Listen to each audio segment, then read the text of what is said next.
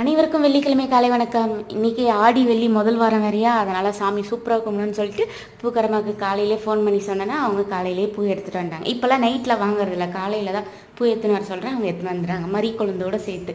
சாமிக்கு பாயசம் காய்ச்சி வச்சு சக்கரை பொங்கல் செய்யலான்னு ஐடியாவில் இருந்தேன்னா அதுக்கப்புறம் ஹஸ்பண்ட் வேணாம் லேட்டாகவும் நீ பாயசமே காய்ச்சி வச்சு கும்பிடுனாங்க.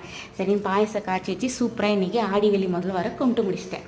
இன்றைக்கி காலையில் டிஃபன் வந்து தோசை, மதியானத்துக்கு வந்து சாப்பாடு, அதுக்கப்புறமா அப்பளங்கும் போது தெரிஞ்சிருக்கணும். இன்றைக்கி வந்து வெஜிடபிள் குருமா தான் வச்சுருக்கேன். நான் ஆடி வெள்ளி முடிகிற வரைக்கும் நான் நான்வெஜ் சாப்பிட மாட்டேன்.